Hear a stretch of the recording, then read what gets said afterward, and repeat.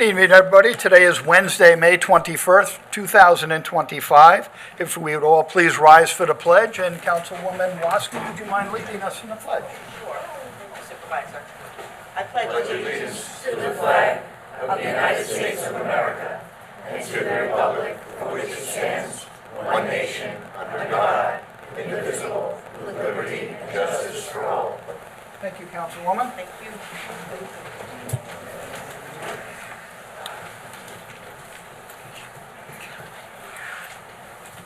Okay, Councilman Rothwell, do we have somebody for the, I know we have somebody We for the do. invocation. Once again, we are honored to have Berezny from the Riverhead Fire Department Ladies Auxiliary Chaplain. Thank you for joining us this evening. Thank you for extending the invitation. Most gracious God, our Creator, may your Spirit dwell among us on this evening as we gather to focus on issues that affect our community of Riverhead. We give great thanks for all of the volunteer organizations that help make this town a great place to live and work. We ask your blessings upon this meeting as our spring season leaves us for the abundance of the summer here on Eastern Long Island. May our leaders work together to deal with the tough issues in good grace as they seek compromise for the good of the town of Riverhead. May we celebrate the joys of our town as we work on the issues to make this community even better for the generations to come. This we pray in your everlasting name. O God, amen. Amen. Thank you, Kathy. Okay, we have a couple announcements. Actually, we're going to do that after. I'm going to turn it over to Councilwoman Merrifield, and we're going to recognize our youth court seniors. All right, thank you, Supervisor Hubbard. I'd like to first just follow up with the invocation and say this is a great opportunity to celebrate the great young people in our community and show them off to the whole town. I'm the liaison to youth court, and we'd like to honor them tonight. But first, I'd like to let everybody know exactly what youth court is. Youth court is a voluntary alternative to the traditional juvenile justice system for first-time offenders who are under the age of 20 years old, who have committed a violation or a misdemeanor crime. Actual cases are referred from the Suffolk County Probation and Riverhead Justice Court to go to trial with our youth court. Members serving as the defense attorneys, prosecuting attorney, the judge, the clerk, the bailiff, the foreperson and jury members. The offender is held accountable for the crimes they have committed by appearing before a court of their peers for a trial and/or a sentencing hearing. The sentence they receive is in the form of either youth court jury duty, community service, a specialized assignment such as a written or verbal apology, an essay, educational classes, or counseling sessions. Youth court members learn to be objective as they have to deal with many different personalities that are being there. Not only do they hear from the respondent, but the respondent's parents, brothers, sisters, arresting police officer, and/or a store owner. The town of Riverhead is grateful to acknowledge the graduating seniors here with us this evening for taking the courtroom roles and working with the defendants that have committed the crimes in our community. Each senior here has displayed outstanding leadership skills and is a positive role model for their peers and for our community. Each senior is dedicated and committed to public service, and it's commendable. And the town board, with the Supervisor Hubbard, and the entire town board, and all the residents of Riverhead Town, we are here to make the public aware of youth court and your public service, and that you are vital members of our community. We're here to celebrate you, as was just said in the invocation. So with that, I'd like to acknowledge, we ask you to come on up. First, I'd also like to mention that one of the women, Gabrielle, has been in youth court for 6 years, and almost every other woman that is here tonight was there for 4 years, community service to our town. Thank you very much, ladies. We appreciate you. That's KathyrynGrace, Blangiardo, Gabrielle Boffy, Lorena Correa, Giovanna Costa, Giselle Flores, Samantha Murtha. I think I got everybody right. Please step forward, ladies, with everyone. Sure.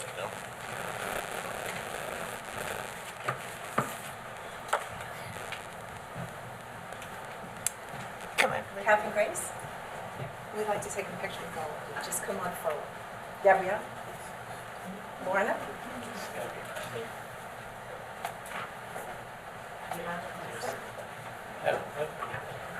Giselle? And Samantha, come on up. I was speaking to the ladies at youth court presentation. Many of them are going on to become attorneys. One is going to be a pilot, and one is going to be a surgeon someday. So we'd like to celebrate all of them.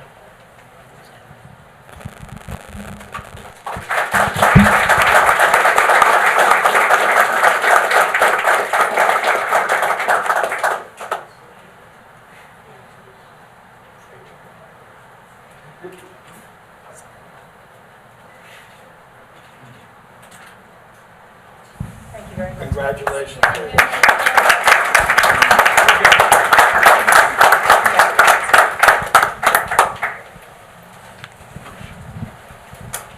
Yay. Just as she was saying.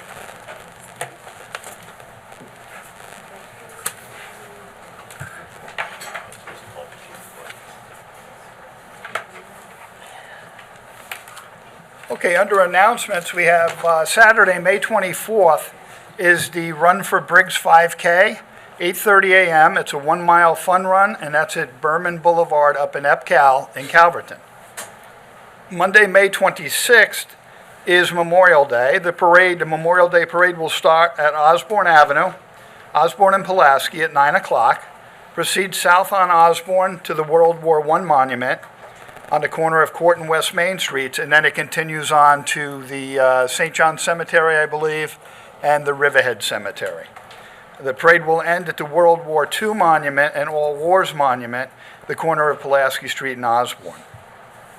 Calverton National Cemetery on Monday will be holding their annual gravesite flag decoration event beginning at 9:30 a.m., and their ceremony will be at 1 p.m.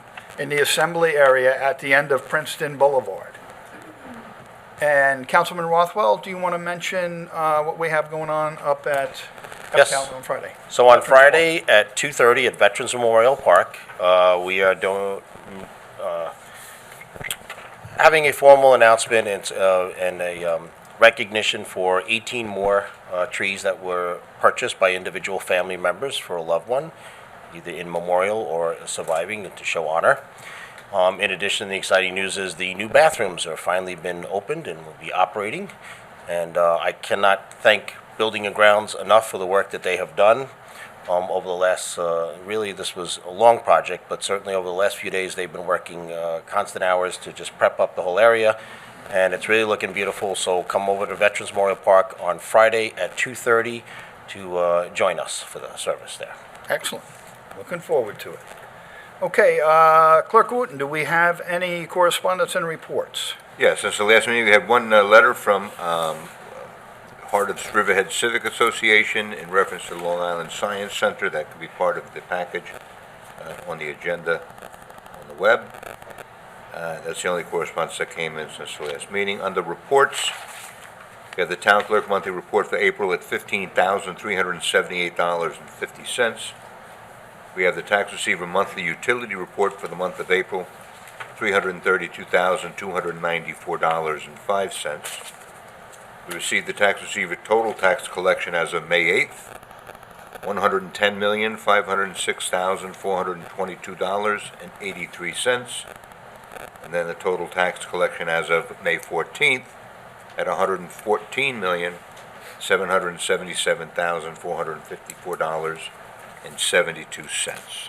And that concludes our correspondence and reports. Okay, thank you. We're now up to the item of public hearings, and the first public hearing we have on for tonight, we have 3 altogether. The first one is scheduled to start at 6 p.m. and is now 6:17. And this will be the public hearing regarding the National Grid Special Permit, and I will turn that over to Planner Greg Bergman. Thank you, Supervisor.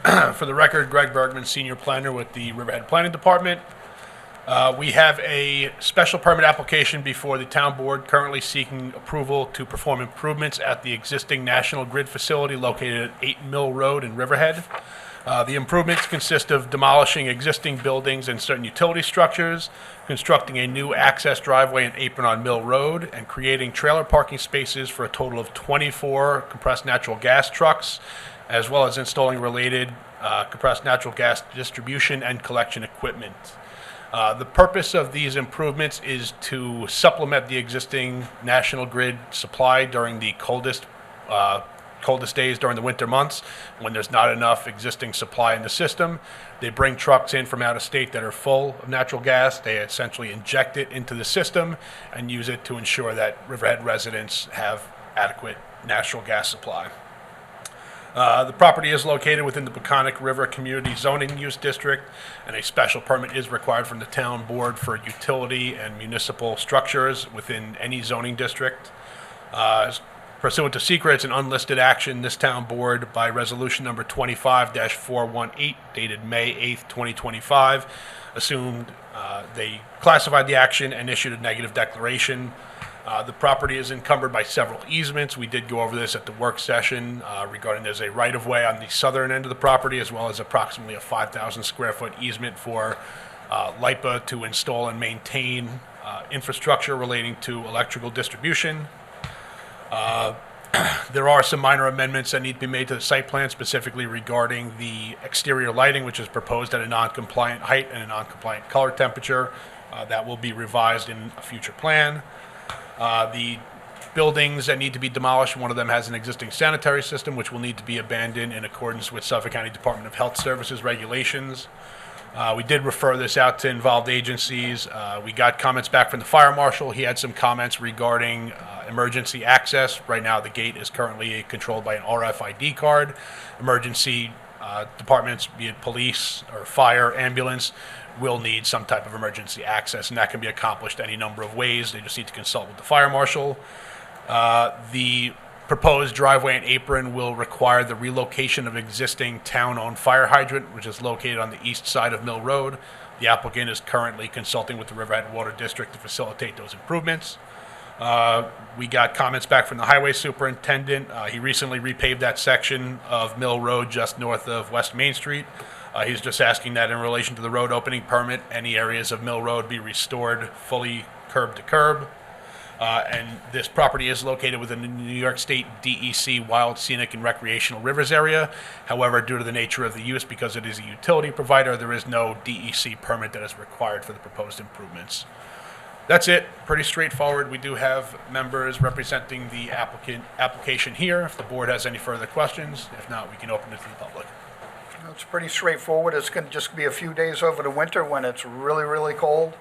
Hopefully we don't need it at all. Hopefully we have a nice mild winter, but just in case, it's a backup system, and I think that's it's a good setup that they have up there and a good location for that. So, board, do you have any questions? No. Anybody from the public, any concerns, questions? Okay, not seeing anybody. I will, Justin, do we have anybody online? Okay. Not seeing anybody. I will close this public hearing and keep it open for 7 days for written comment to May 30th. Motion to close this public hearing? So moved. Seconded. All in favor? Aye. Aye. All opposed?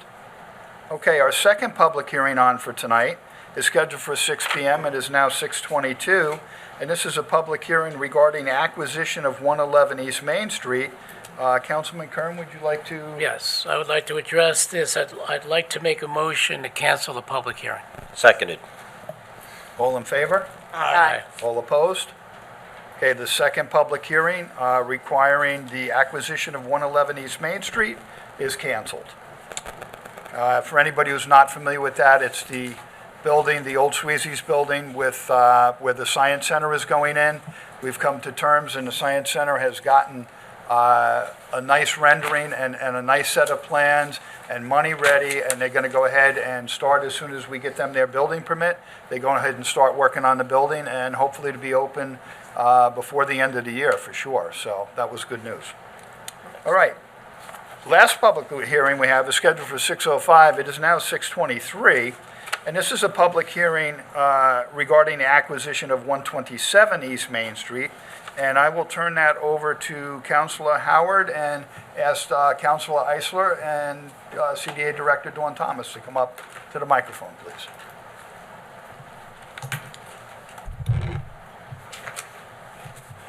Good evening, Mr. Supervisor, members of the board. My name is Frank Eisler. I'm a member of the firm of Smith, Finkelstein, Lumberg, Eisler, and Yakubowski. Special counsel handling this condemnation proceeding for the town. This is a hearing pursuant to eminent domain law 201 to determine provide an opportunity for the community and the board to evaluate the need to acquire the leasehold that's been noticed for this hearing.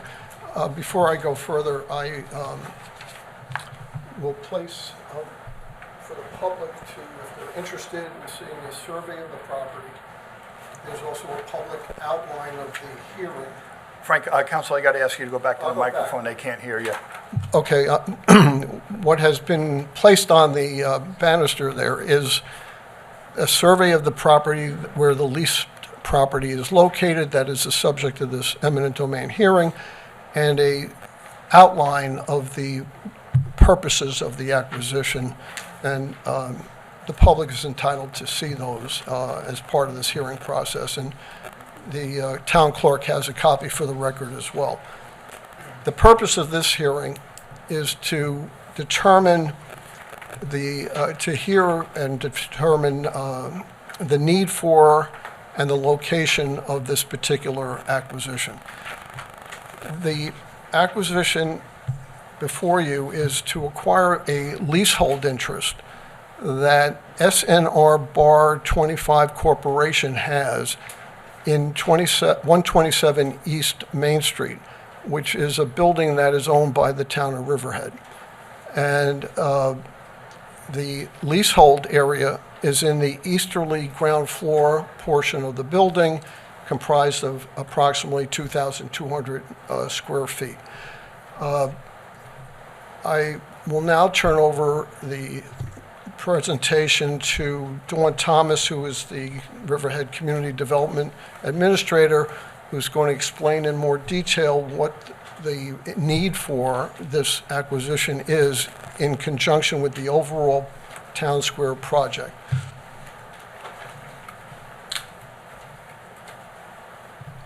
Good evening, members of the board and the public.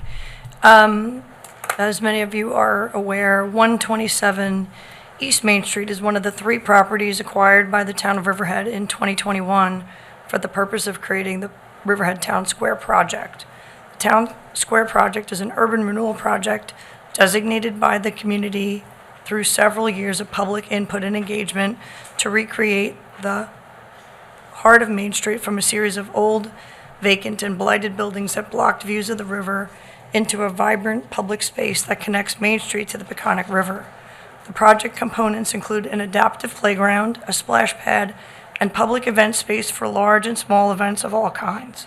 The project is intended to boost tourism and to provide an amazing riverfront space for our residents. The project has benefited from funding through New York State Downtown Revitalization Initiative, New York State Empire State Development, New York State Parks, Suffolk County, and has also received the assistance of the U.S. Army Corps of Engineers. The project also involves a potential public-private partnership that will activate the east side of the town square with a new hotel whose first floor will provide retail space, food and beverage offerings flanking the town square's public space, and providing needed hotel rooms for all of the East End. As we learned recently, the west side of the town square will be flanked by the Long Island Science Center. These public and private projects are planned and designed as a heart transplant for East Main Street, which has long worked for meaningful revitalization. 2 of the 3 buildings that were acquired were demolished in 2022 to create the first phase of the town square, which currently exists. The subject building, 127 East Main Street, is the future location for the hotel, with retail, food, and beverage lining the town square for activation. And on the drawing that you see above, you can see the riverfront portion of the town square with the adaptive playground, the main portion of the town square which connects to Main Street, and the proposed hotel space, which is on the east side of that property. The east side, where that hotel is exactly where 127 East Main Street is currently located and will eventually be demolished. When the 3 town square properties were acquired by the town, the purchase was subject to the continuing leasehold of Crafted in the 127 East Main Street building. The remaining buildings were vacant. As the town square project was refined through public engagement, it became clear in 2021 that the 127 East Main Street building would need to be removed, which requires the condemnation of the leasehold interest of Crafted, because the town already owns the property. We have been working with Crafted to find a new location for the business. It's an important part of our main street. For the past probably 4 years, we've looked at several different properties. There were a number of different properties considered, and some still being considered by the owners. And we are consulting with HUD, which is near Federal Housing Urban Development, to investigate the possibility of acquiring funding through CDBG, Community Development Block Grant, to assist in relocation. I think it's fair to say we've been working closely with the owners of Crafted to make all this work out, so Crafted can maintain its presence on Main Street. Hopefully, we'll have good news on this front within the next few weeks. And so this is just another step in our town square redevelopment project. This is necessary and important to move it forward. And again, we're working with the owners of Crafted to find them a new location so that they can continue to be part of our Main Street landscape. I think that's it. Thank you. Oh. Yeah. So I just want to make this one sheet that you have up on the screen part of the record. And also, I would just want the public to be aware that this is part of our downtown reactivation plan, which was done through the second series of public engagements on this project, completed in October of 2022. It is on the town's website and or available through my office via email. Thank you. Welcome.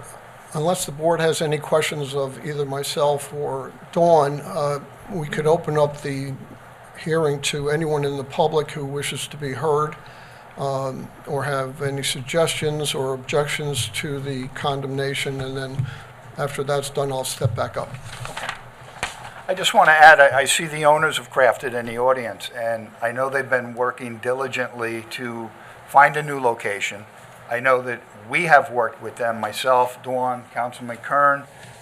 We have worked with a possible location, a possible tenant, or an owner of a building, and hopefully we're very close to making that happen.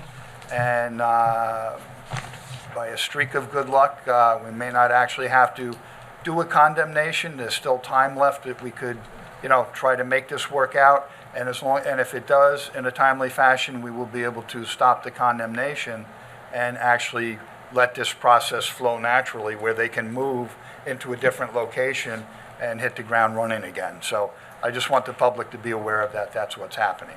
And just for the record, before we turn it over to the public for comment, I just want the record to reflect that this board has adopted a resolution of 2025-263 in March of this year that assumed lead agency under CEQA and made a determination that the acquisition of this leasehold will not be expected to result in any significant environmental impact. And so the CEQA aspect has been complied with. And now I'll sit down for the public to speak. Okay. Do we have anybody from the public who would like to comment?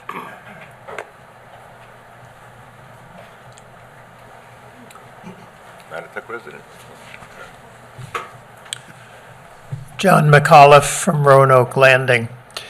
I drove by the area on my way here just to test my own instincts about what was going on.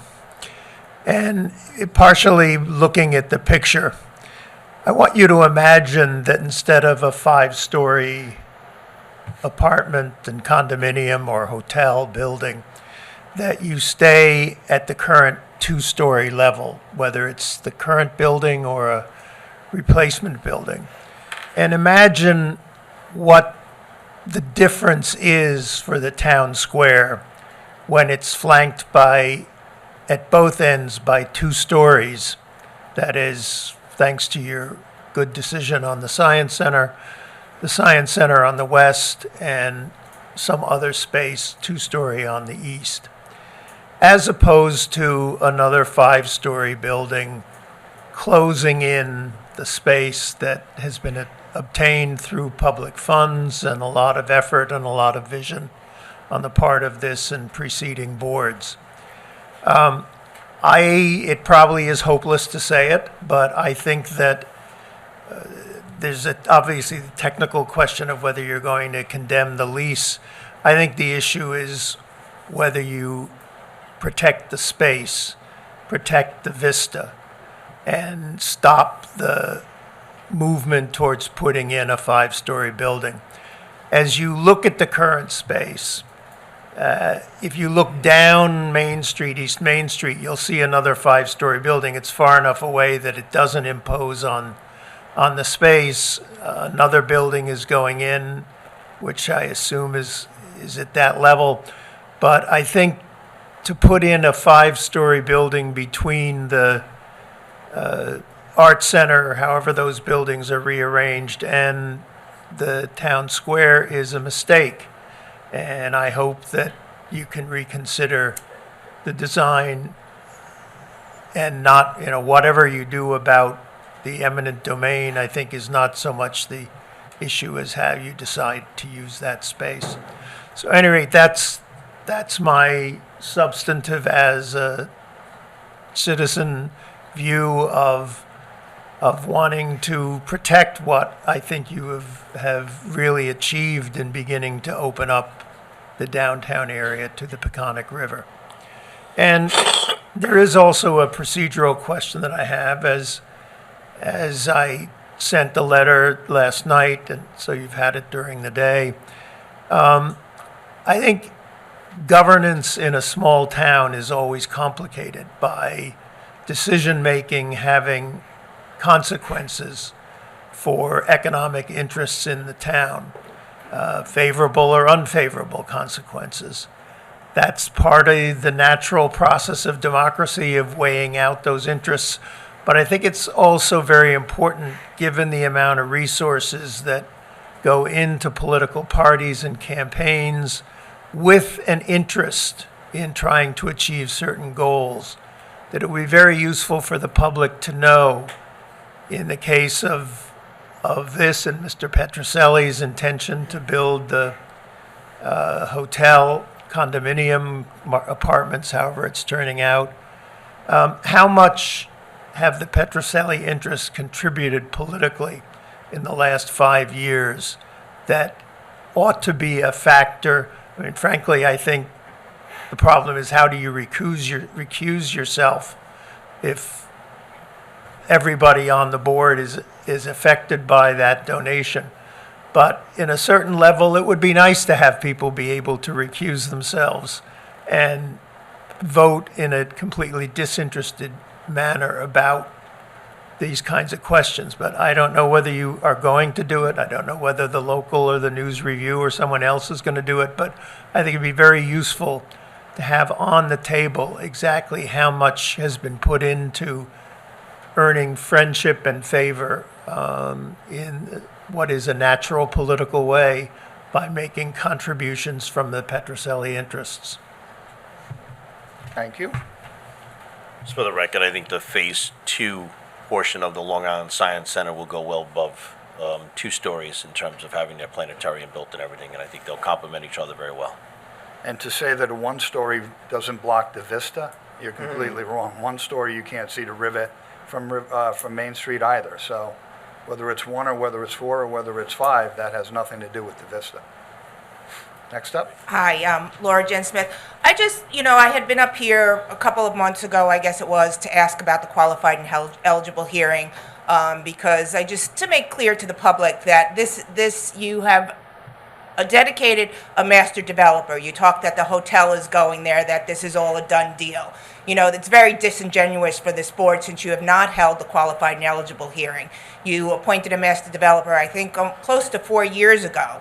and still have not held that qualified and eligible hearing, yet you're moving forward with the condemnation of a paying tenant within this building when you still don't have a master developer for the property yet. So I think you're putting the cart before the horse here with doing that prior to having the qualified and eligible hearing. So I just think this is being done out of sequence, and it really is not good for the public to kind of listen to this, and you have your town planner saying, well, this is where the hotel is going. But that's a concept by this master developer who has not been deemed, qualified and eligible yet. So I just wanted to put that out there so people are clear about that. And part of the reason that you didn't even put an RFP out for this, because you said that this would be done very quickly, and yet this is 4 years later. And I just also wanted to comment quickly on something John had said about campaign contributions. I believe in our code of ethics, I don't know, Eric, maybe you can confirm this, but I believe in our code of ethics, any of the board, even if they receive campaign contributions, can vote on it. They're not required to recuse themselves. But within any campaign cycle, if they receive $1,000 contribution or more, they are required to publicly disclose that at the meeting before voting in our code of ethics, correct? So pursuant to 113-4B1F of the Riverhead Town Code, a town officer that receives 1,000 or more during a certain cycle is required to disclose that. Now, pursuant to subsection 3 of section B of that chapter, an elected official isn't required to recuse themselves, but they do need to disclose whatever the conflict is prior to voting.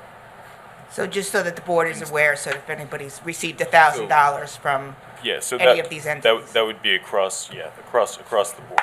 So any application that's considered by the town, whether we're talking about the town square or any other project. Scott's Point, any of these things. So just so that the board is aware that they need to disclose that at the The time. board's aware. Thank you, Thank Ms. you. Smith. We've been aware of that.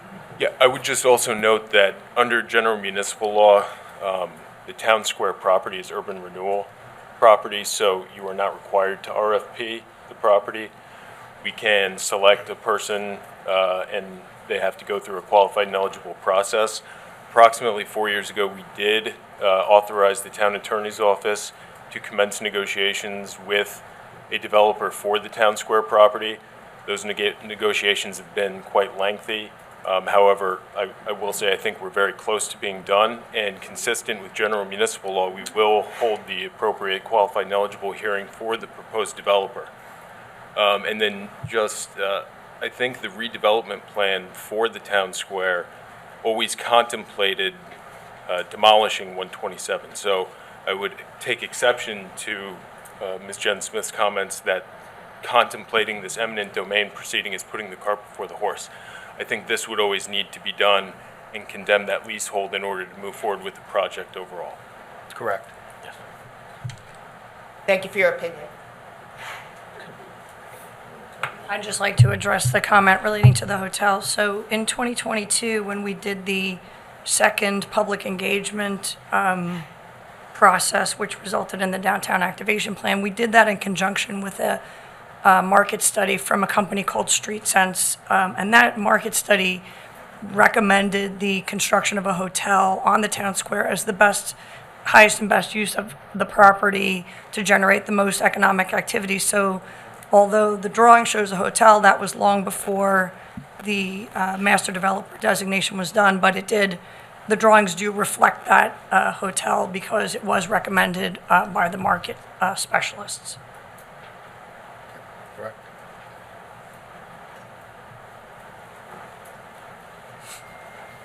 How are you guys? Good, Sean, how are you? Sean, I own Crafted. Pardon, I should have. Just want to clarify some things. So just say your last name for the... Kenna, Kenna. Just wanted to speak on some miscommunications that came out today. I spoke at this board, I guess it was over a month ago, maybe a month and a half ago, I think. From the start, we were always in the project, and then we slowly got pushed out. I keep hearing everybody say that we were automatically knew we were getting bought out. That's incorrect. And I want to actually, before I even continue, Thank you, Tim. Thank you, Dawn. Thank you. You guys have been essential to getting this project moving forward. And as do I. You know, I want the same thing for everybody. To hear that it was spoken about, that it was automatic when I bought this lease from Shelley Gordon in 2018, there was no talk of a town square. So the town keeps saying that there's, it's been in the start. I mean, I think, Ken, we talked about this, that it was from the beginning. I was at every single meeting. Again, I was with Dawn. I was with most half this board, and most of you guys. And I think it's a miscommunication to the town that we were just in the dark. Like we're just like playing against the grind of things. We're not playing nice in the playground. You know, that's one thing I want to speak on, which is again not true. But again, Dawn, thank you. You've been nothing but phenomenal. I'm not gonna ever take Tim as well. Just saying. I hate doing these things. I hate talking on microphones, but I'll do it anyway. Also, the eminent domain. I see you guys got rid of the science center is no longer eminent domain, right? Correct. So how do we get out of that conversation? You know, when it comes to not like we're included in that or Science Center? Because the science center, we were next like the part of the town square, but they're good now. But why are we still getting the same treatment? But we're still, and again, you said we're working on things. Until you have that deal, we have the option of stopping this process. Okay. So we're just kind of like forcing everybody's hands here now. You know, it's been a while, and people have known about this for a while. But what's the why? And we've worked very hard in making this happen, and hopefully with the grace of God, it does happen. But if it doesn't, we have to have that option for a multi-million-dollar project that's going in downtown. So my next question is, so the beginning of the project, the hotel was going up. There was going to be retail and restaurant in the front, bar, beverage, whatever it may be. Right. And we were in it. Now you're still, everything we saw today says that there's going to be a bar, beverage, restaurant, but doesn't include crafting anymore. Why is that? It doesn't, I'm sorry? It doesn't include crafted anymore, because it used to include crafted. That was everything, and I was on the board with you too, Tim, it's the same thing. Sean, you were offered space by Mr. Petroselli to put your place in there. You turned that down. I have not spoke to that man in 2.5 years. That's when he offered it to you, and you never got back to him and said yay or nay. I gotta beg him? What do you mean? That was an offer made to you, That's Sean. not true. Don't be disingenuous. I'm not. You know it was. You keep using this word as disingenuous. This is being disingenuous, because you don't know what happened. I know It that didn't the happen. offer was made to you, was it not? It was not. Joe There was Petroselli no said, I will offer for put you that? in the hotel. I got told that I was not allowed to be in there because they have a hotel coming in, that they're going to have their own retail and things of that nature. Okay, that's incorrect. That's incorrect. Show me. I don't know. I show you. I can tell you the conversations that were had. So you had a conversation with him, not with me. You were offered that prime space on the front corner of Yeah. that. And all of a sudden, I was off the Put a plane. grease trap in for you and everything. Right. Yeah. But did I Well, get a you lease just said right, agreement? yes, so you're like No, I'm all saying, over the he place said, here. I'm not these are following. words. I need a lease agreement. I can't just sign on but things. I'm just going to jump in here because this is really an issue between Sean and a negotiation with who may be deemed qualified and eligible to redevelop the building. It doesn't have any impact on the overall plan, which always contemplates demolishing 127 East Main Street. It wasn't always. In order to demolish 127 East Main Street, whether you have a deal with the qualified and eligible sponsor or not, we need to condemn that leasehold. That's what this proceeding is about. Well, I fully understand. And So that's, I mean, that's only within this that was year. always going to happen. This Wasn't and- always. well, Eric, come on. It wasn't going to happen if you agreed to terms to terminate your lease early. That's the only way that this wouldn't be happening. Since that hasn't happened, and we're prepared to move forward with a qualified and eligible sponsor hearing, designation, and development of the project, we need to demolish 127 East Main Street. In order to do that, we need to condemn the leasehold that you have and have you move out by a date certain so that we can proceed with the project. Now, what is that date? That's what this proceeding is for. Well, this is to move forward on it, I'm assuming. This is to allow us to file a proceeding in Supreme Court that gets us an order from a judge that directs you to quit the leasehold by a date certain. Once that happens, it vests your leasehold title in us, and we have full control of the building. You're moved out by a date certain, the demolition can go forward. That's what this proceeding is about. I mean, to me personally, that sounds actually like, because I thought we all had a very good relationship for the most part. I mean, honestly, I just met you. Sean, that's also- I've known you for a while, but I've known you for a while. It's just like, That's I feel like it's happening very fast without the That's not to say communication. that we're not going to continue to try and relocate you. I think Ms. Thomas has been quite clear Yes. that the vision for, the downtown landscape going forward contemplates having crafted in a place somewhere on Main Street. So toward that end, however this eminent domain proceeding goes on from here, I think that's always the town's intention, is to still try to help you relocate to another place. Which is I think- fine, but and I think just Dawn don't understand said why that, we got right? pushed out of the project from the start. But that's a conversation between you and the qualified and eligible sponsor that's going to be proposed. Because there'd be another restaurant there where we just were. We could have figured something out at some point. That's my gripe with this. Because then I was supposed to be pushed to the science center, and then I was getting pushed to this building, and it's just like Well, I that got to do all the was legwork, and I just get pushed out now. It's not really pushing you. It's trying to locate. eminent domain. another- It's pushing me out. It was trying to locate another place for you to go. Right. In order right. to avoid Dawn has helped me having- out with that. Yes, In I order get to that. avoid having to do this proceeding that we're doing right now. But now we're doing that proceeding. That notwithstanding, we're still going to try and help you find a place to go. But then say the landlord says, you know what, we're good. We don't want that. Then what I could do? I just get pushed away. It's the same thing. But what landlord? I don't know what we're talking It's a landlord that lives on Main Street, has plenty of properties. I don't know if he's gonna. I got a lease the other day. It's ridiculous. Well, I mean, it's not your job to figure out lease agreements, but I'm stating that you're saying we're still working on things. Where do I stand when it comes to? We stopped the proceeding of the eminent domain, and I'm keep working to. I just don't want to get sitting on the street with all my stuff, and the sheriff picks it all up. That's what I'm looking for. Well, we're hoping to avoid that. Okay. But Me again- too. Trust me. Again, that's not really the purpose of this proceeding. This proceeding is focused on the fact that we need to condemn that leasehold in order to be able to demolish the building and proceed with the redevelopment of the town square. I understand where you guys are coming from. I'm all about the project.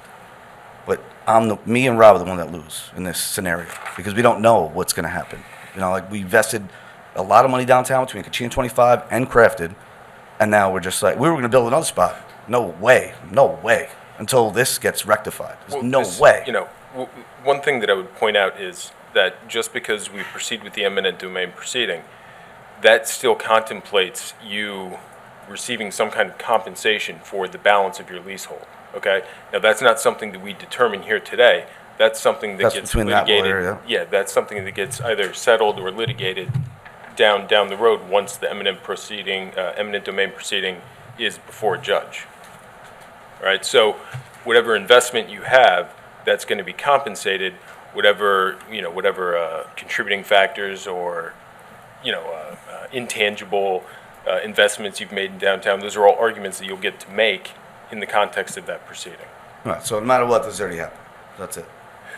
Well, it's something that needs to happen in order for the town square project. And I'm all about the project. We just have to somehow come to an agreement where it comes to make sense, because it's I feel like I'm getting pushed to the curb. Without speaking for all 5 of the town board members, I think that they would be very happy to find you another location to go to on Main Street. That'll be great. I appreciate it. Thank you guys for your time. Appreciate it. John McAuliffe again from Rolling Woods. 2 small points. One is my college memory of eminent domain is that it is for public good, not for John, if private you grew up in the profit. 60s, I'm questioning your college days, your memory. Right. Well, this is a legitimate question. kidding. I would accept that. It shows up at higher levels of office than my own.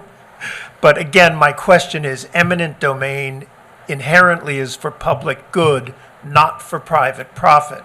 And that's where this whole process becomes very complicated in terms of your private-public formula.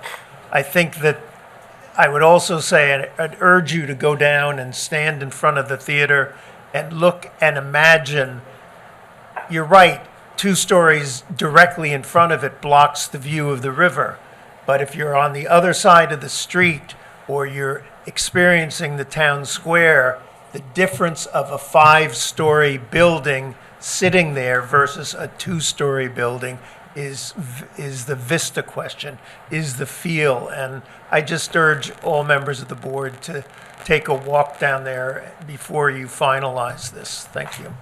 I will just say that this is certainly an overall public benefit to every single merchant and retailer downtown. It is a necessity to build the town square because it becomes a central activation point, and it's the key success to all revitalization downtown. So it's absolutely for the public.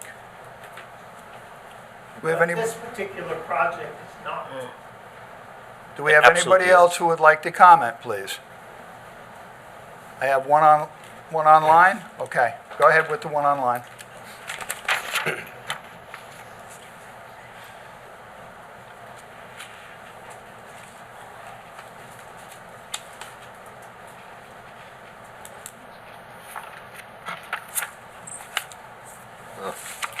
Good afternoon. This is Ron Hariri of Aquabog. I'd like to reiterate my continuing objection to this reckless board proceeding with a condemnation process to benefit an unvetted master developer that also just happens to be one of Mr. Hubbard and the rest of the Republicans on the town board biggest donors over years and years. There is no evidence whatsoever of Mr. Petroselli's financial ability or qualifications. In fact, the only evidence before the town of Riverhead is the desperate financial condition of Mr. Petroselli's businesses that required decades of IDA benefits. There was never a request for proposals. There was never any solicitation of interest by other qualified developers. And it's been 3 years since Dawn Thomas and the rest of her cohorts have been purportedly negotiating a master developer agreement with this individual. I agree with Mr. McAuliffe that this is not a condemnation to benefit the public. It's a condemnation to benefit a member of Riverhead's long-standing friends and family network. All of you who have solicited and accepted funds from this developer should be disqualified. And I will note that despite Ms. Thomas's continuing efforts to obstruct responses to foils regarding this purported master developer and the town square project, we just received a foil, someone from, I imagine, Mr. Howard's office, that included an email from Mr. Petroselli's own lawyer referring to sending the master developer to the town. Is this another situation like the last situation with the agritourism scam where you have a developer writing his own agreements? Perhaps you could clarify this, Mr. Howard. The email in question I have is actually provided from your office in response to a FOIL. It was provided yesterday. It is from Eric Russo, who we know to be Mr. Petroselli's counsel, to Anne-Marie Prudenti, Dawn Thomas. You're CC'd on it. And it says, "Dear Anne-Marie and Dawn, the master developer agreement was forwarded to you as requested." My question is this developer writing his own deals for you? Without seeing what was attached to it, I can't say with Your any off- kind of your certainty. office- Well, I understand that, Mr. Herrera, you said that. What I can say is Anne-Marie Prudenti put in a substantial amount of time writing the agreement, and the resolution that this board previously adopted authorized my office to negotiate with a proposed master developer, which sounds like that is exactly what the email you have in your possession addresses. It actually, well, perhaps you could provide clarification, because if you remember, we learned in connection with the agritourism. This has nothing to do with agritourism. Actually, it's sent by the same lawyer. There's a resolution that authorizes my office to negotiate with the proposed master developer. The email that you just read, to me, sounds like negotiations between two attorneys. It's actually the same situation that occurred It's not, but continue. when the agritourism scam was exposed because legislation was written by the developer. So my question, and I'm asking if you can clarify it, who actually prepared this master developer agreement that's been negotiated for the past 3 years? And isn't that a signal that something's wrong with this process? And it reminds me of the other master developer on the railroad project that also never had a master developer agreement. And that deal was canned as this deal should be canned. So I'm looking forward to your clarification because there's sure a lot of questions here. And again, I want to remind this board that you serve the public of this town, the taxpayers of this town, and not one of your family and friends developers and your biggest donors. Thank you. Okay, so just to clarify, when the agreement is ready to be presented to the board to be voted upon, that'll be in the context of the qualified and eligible hearing, at which the proposed master developer will be required to establish his financial wherewithal, which I think addresses all of Mr. Herrera's concerns that he just raised. Well, I'm looking forward to that. Excuse me, I'm talking. You just wait a second. The agreement will be filed and disclosed to the public well in advance of that public hearing. So, you know, any comment that's going to come of that will happen at that qualified and eligible hearing. Thank you, Council. I am really looking forward to what kind of gymnastics this board will pursue to justify this project with a master developer that needed 30 years and millions of tax benefits to continue to exist with his other hotel in downtown Riverhead.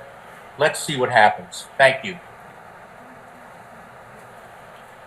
Just to address one thing, only one thing at this point in time that Mr. Herrera said, because as oft when he speaks, he does not speak the truth.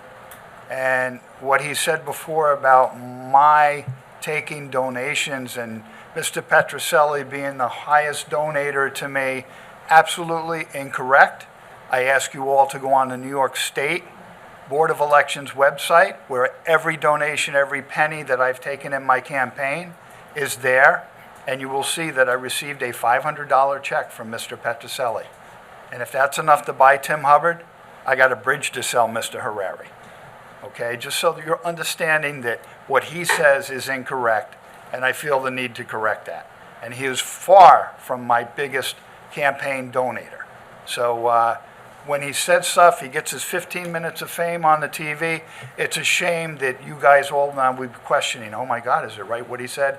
It's not, and I just gave you the information to look it up and see for yourselves. Fact check it yourself. Thank you very much. I would also note that just pursuant to state law, the maximum that a municipal candidate can receive in any election cycle from a single donor is $1,187. Correct. Mr. Eisler, would you mind finishing up? If there's no more public comment to be heard, Anybody else like to speak? I would. Is there one online, maybe? Maybe. All right, let's give it a shot.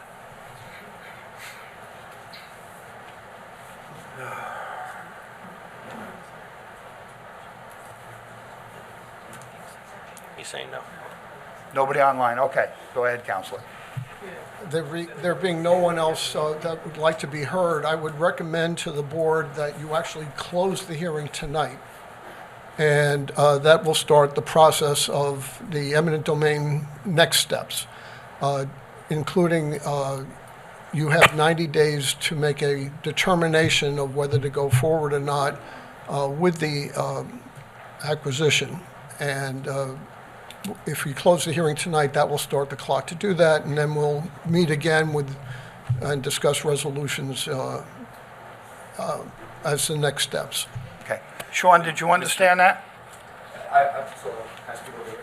Come on up, yeah, Well, come on up. Mr. Eisler, just quickly, in terms of those next steps, it's filing a petition in Supreme Court, correct? Well, there's going to be, first, the board has to adopt a resolution Okay. making a determination that the acquisition is in the public interest and needs to go forward.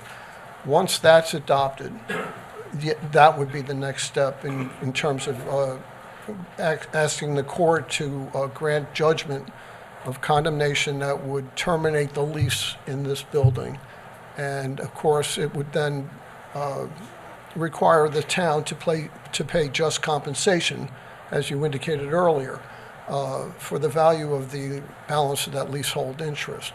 But yes, first the board will make a determination based on what it's heard tonight. And assuming the board then decides to go forward, the next step would be an application to the court. And then in the context of that judicial proceeding, there'll be a determination from a judge as to whether the board's action constitutes a proper municipal purpose? It would only address that issue if somebody, the property owner, actually challenged that.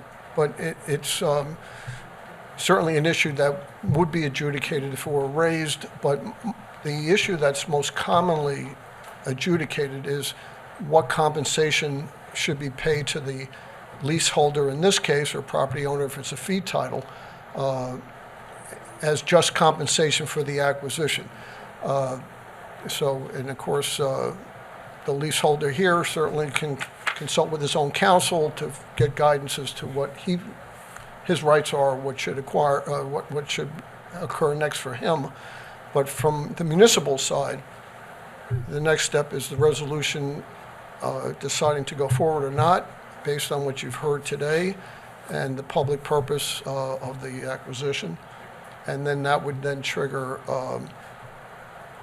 the next steps, which would include filing in the court, making an offer of compensation to the property owner that's rights are being acquired. Okay. So I would suggest you close the hearing tonight and we can Correct. move forward.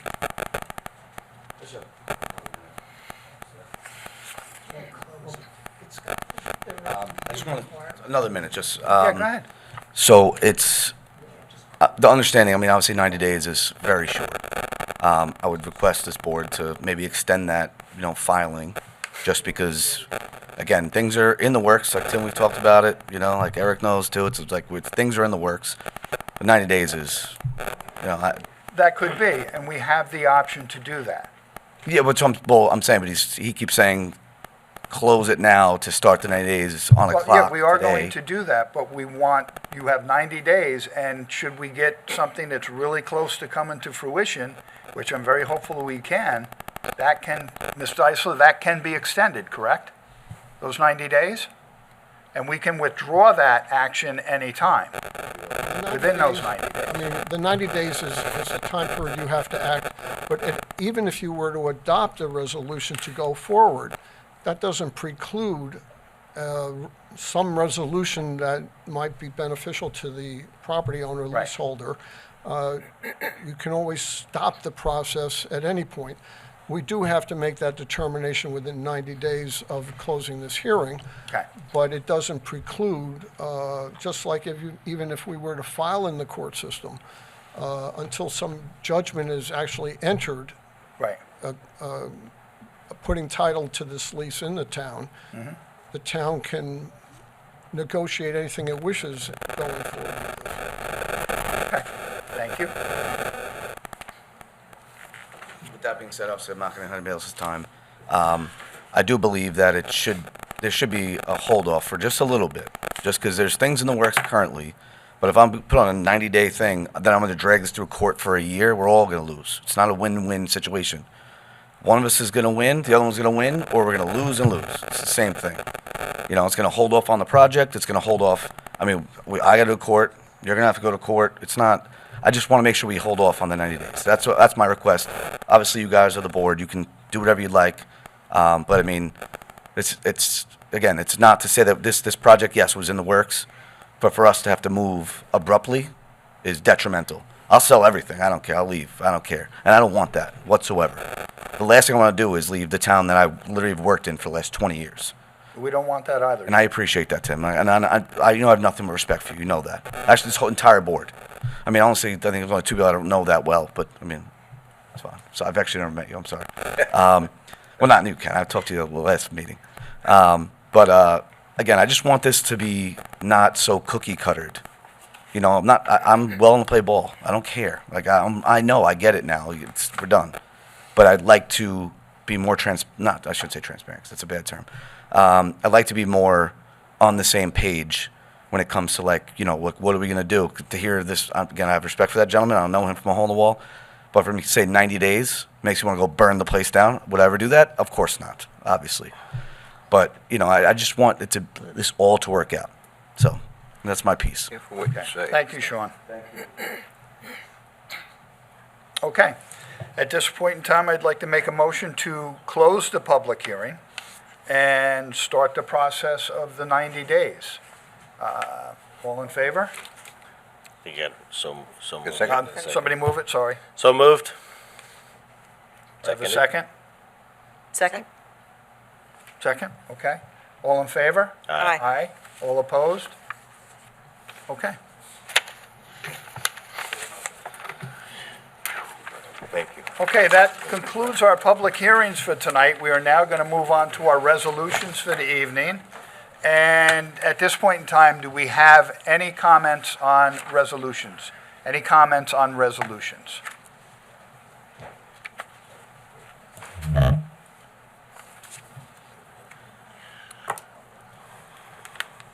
John McAuliffe, Roanoke Landing.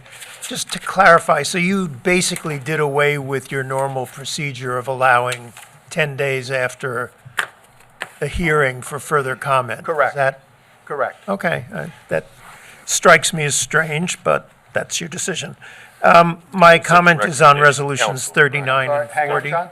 That was at the recommendation of council, correct? Correct, that was at the recommendation of Council Eisler.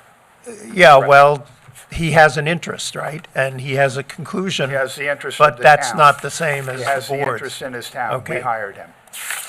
We'll play that one out. Any rate, items 39 and 40 having to do with the Scotts Point Island Water Park.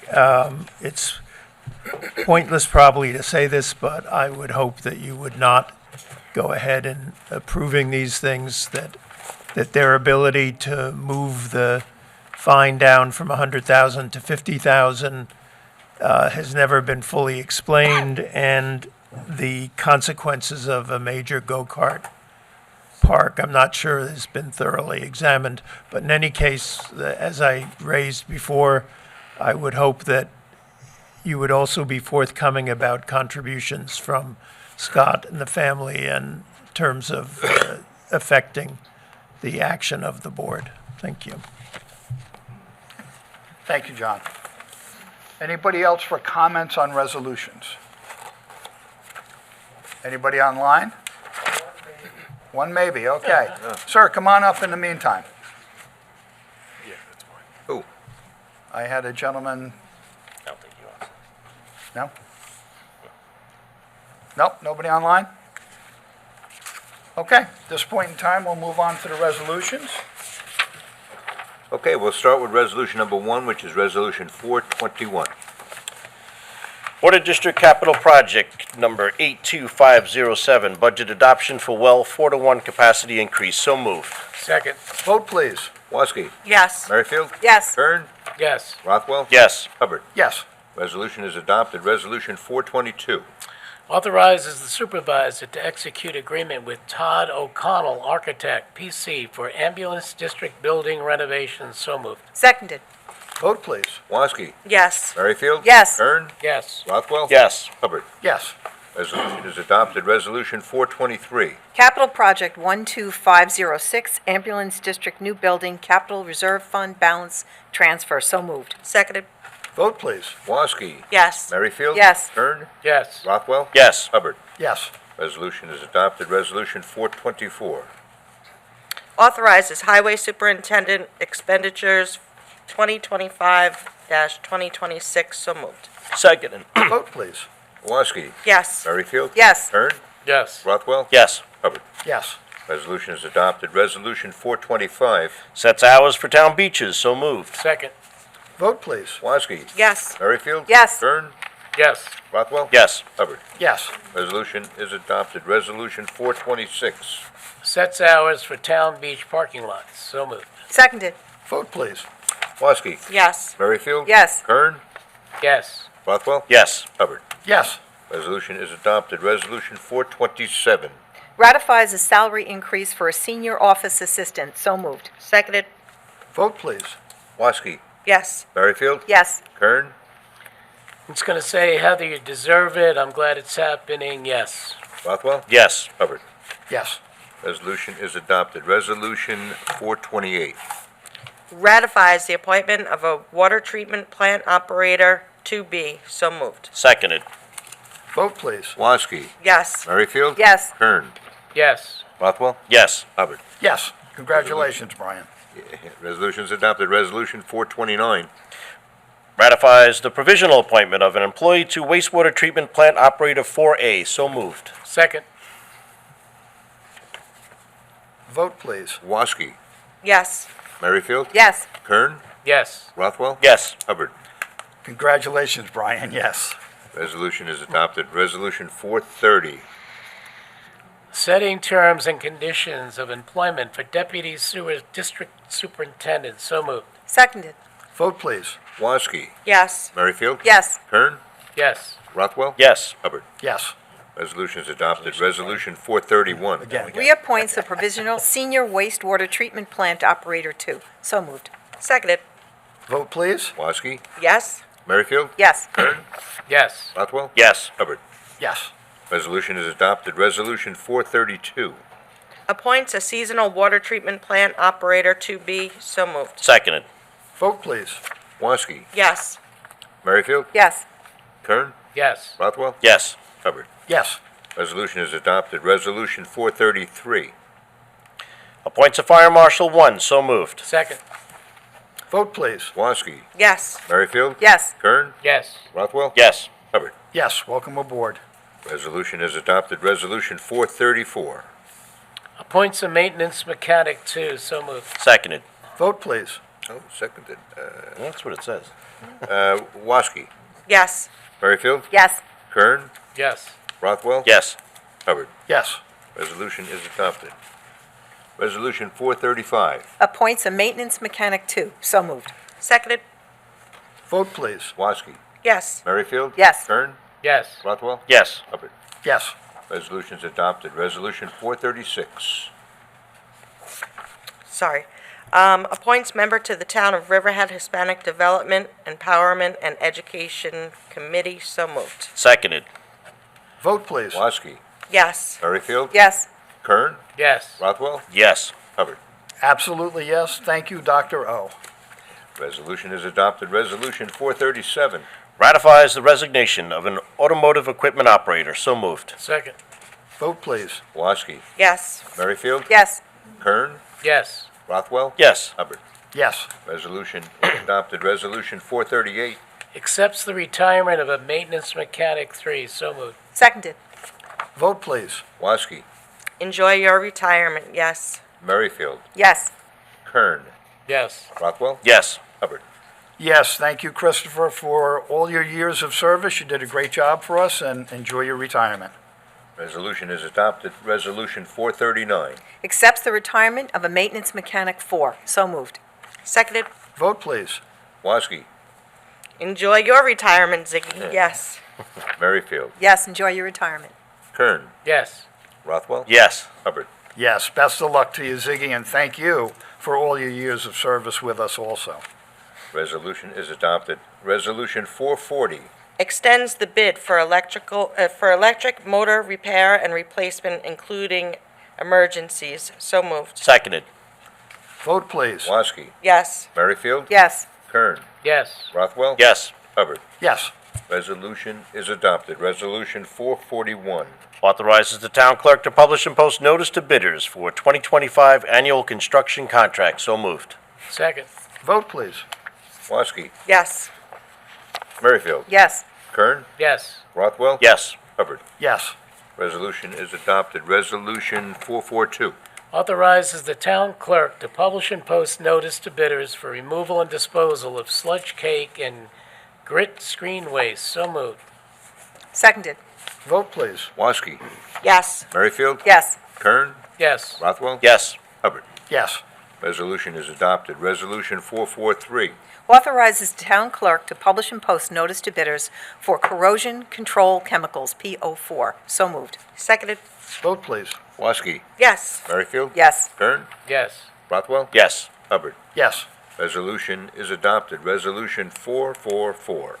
Authorizes the town clerk to publish and post notice to bidders for 2025 annual procurement contract. So moved. Seconded. Vote, please. Woski, Yes. Merrifield. Yes. Kern, Yes. Rothwell. Yes. Hubbard. Yes. Resolution is adopted. Resolution 445. Approved special event, Chapter 255, application for Church of the Harvest, East End Church Unity Day. So moved. Second. Vote, please. Woski, Yes. Merrifield. Yes. Kern, Yes. Rothwell. Yes. Hubbard. Yes. Resolution's adopted. Resolution 446. Approved special event, Chapter 255, application for Main Street Agency and Associates, LLC, live on 25, July 18th, and August 1st. So moved. Seconded. Vote, please. Woski, Yes. Merrifield. Yes. Kern, Yes. Rothwell. Yes. Hubbard. Yes, I have to say, I saw a map today of it being put together, of how the Alive on 25 is going to fare out this year.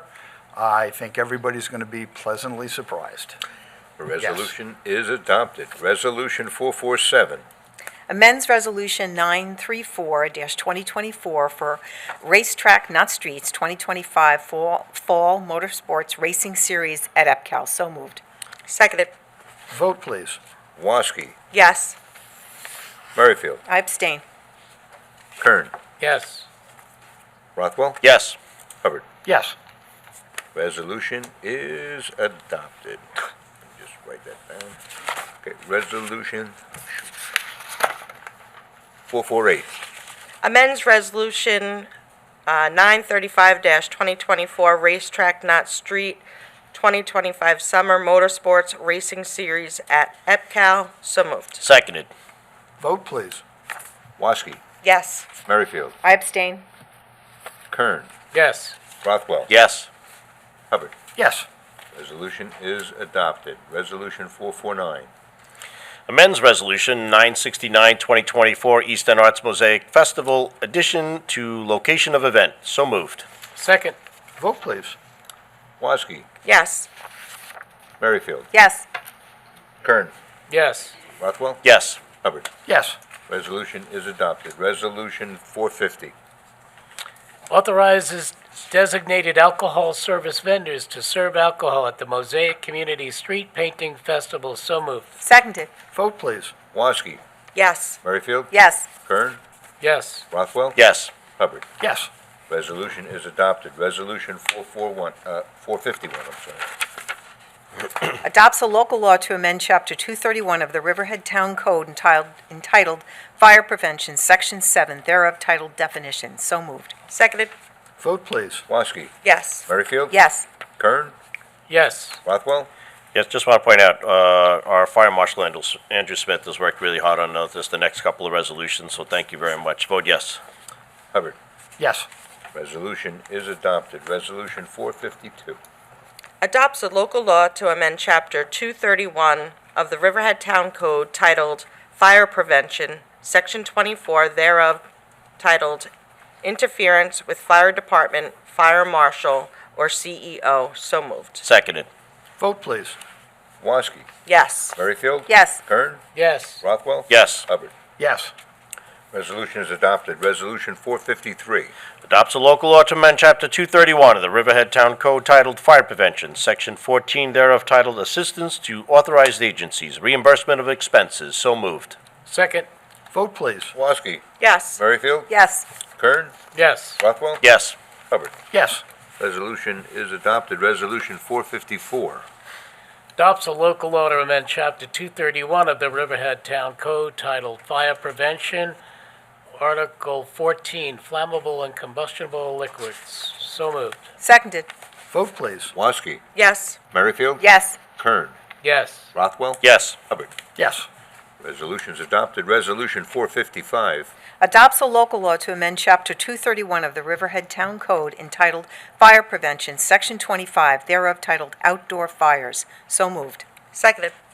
Vote, please. Woski, Yes. Merrifield, Yes. Kern, Yes. Rothwell, Yes. Hubbard. Yes. Resolution's adopted. Resolution 456. Adopts a local law to amend Chapter 231 of the Riverhead Town Code titled Fire Prevention, Section 66, thereof titled Penalties for Offenses, Notice of Violation. So moved. Seconded. Vote, please. Woski, Yes. Merrifield, Yes. Kern, Yes. Rothwell, Yes. Hubbard. Yes. Resolution is adopted. Resolution 457. Assesses cost of labor and material for previously authorized remedial actions at premises known as 12 Longview Drive, Riverhead, New York, Suffolk County Tax Map Number 600-14-2-12. So moved. Second. Vote, please. Woski, Yes. Merrifield, Yes. Kern, Yeah, I just want to say, this has taken 6 months to do. The neighbor called and thanked the board the other day for all the efforts to get this done. So, yes. Rothwell, Yes. Hubbard. Yes. Resolution is adopted. Resolution 458. That's going to be me. Riverhead Town Board supports the development of a YMCA recreation facility at the former New York State Armory and authorizes the Office of the Town Attorney to seek amendment of original bill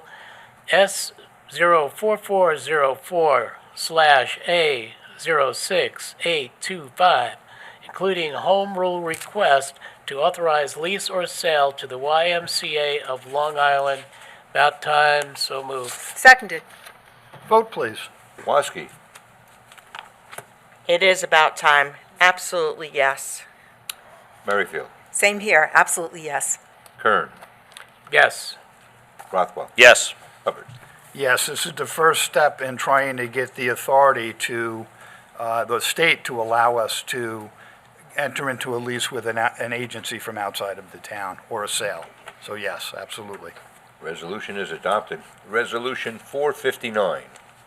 Issues responses to comments on conditional negative declaration, CND, for the site plan application of Island Water Park, DBA Scotts Point. Site plan amendments, 5835 Middle Country Road, Calverton, New York, Suffolk County Tax Map Number 600-135-1-7.34. So moved. Seconded. Vote, please. Woski, Yes. Merrifield, No. Kern, Yes. Rothwell, Yes. Hubbard. Yes. Resolution is adopted. Resolution 460. Grants preliminary approval for the site plan amendment application of Island Water Park doing business as Scotts Point, 5835 Middle Country Road, Calverton, New York, Suffolk County Tax Map Number 0600-135-1-7.34. So moved. Seconded. Vote, please. Woski, Yes. Merrifield, No. Kern, Yes. Rothwell, Yes. Hubbard. Yes. Resolution is adopted. Resolution 461. Pays bills. So moved. I'm missing that one. Second. Vote, please. Woski, Yes. Merrifield, Yes. Kern, Yes. Rothwell, Yes. Hubbard. Yes. Bills are paid. 462. Authorizes town clerk to publish and post notice to amend Chapter 301 Zoning and Land Development, Part 3, Supplementary Use Regulations, Article, help, it's Roman numerals, 50, it looks like, what, 50, what is that, Eric? 62? 62, 62. I think. We'll go with LII-11C, I think that's 62. Cannabis 301-283.20, location and number of permitted retail and on-site consumption establishments, and 301-283.25, when effective. So moved. Seconded. Vote, please. Woski, Yes. Merrifield, Yes. Kern.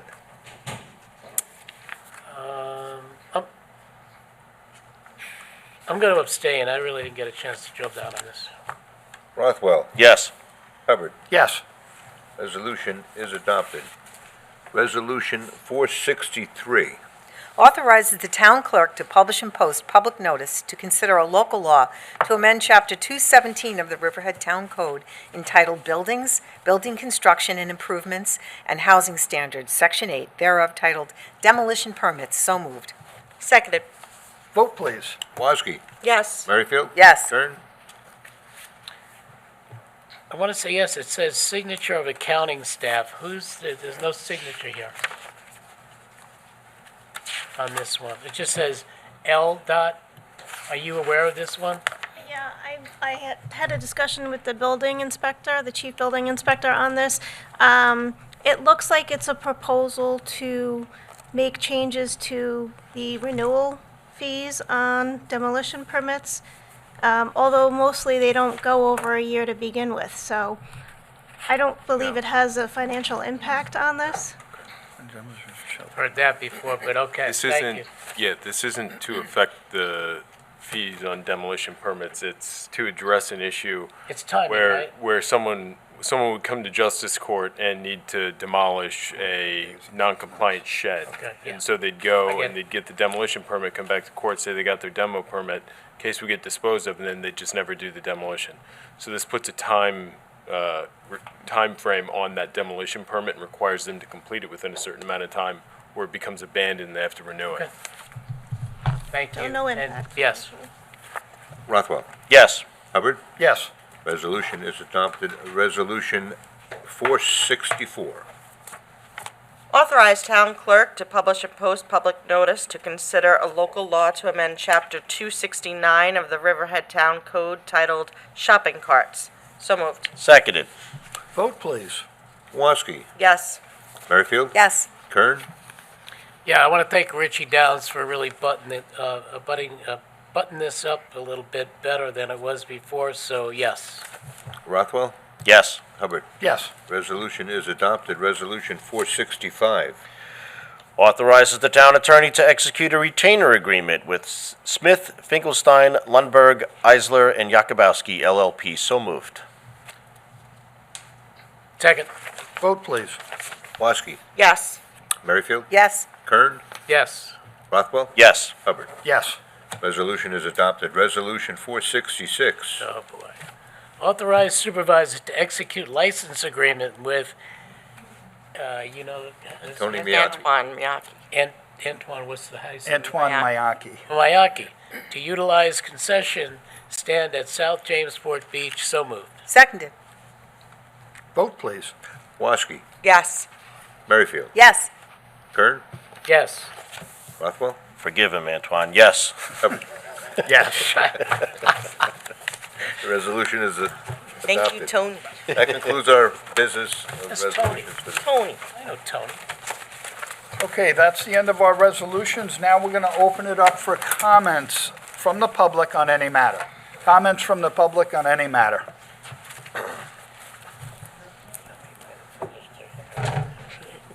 Lots of hairspray. I almost lost John there for a second. Laura Jen Smith, speaking on behalf of, I'm president of the Greater Jamesport Civic Association, so I would just like to read a letter into the record, and then I have a copy for you. So, dear Riverhead Town Board members, the Greater Jamesport Civic Association has been diligent in asking for a Hamlet study. The last study was done in the 1990s and was overseen by the Riverhead Planning Department and committees formed in the hamlets.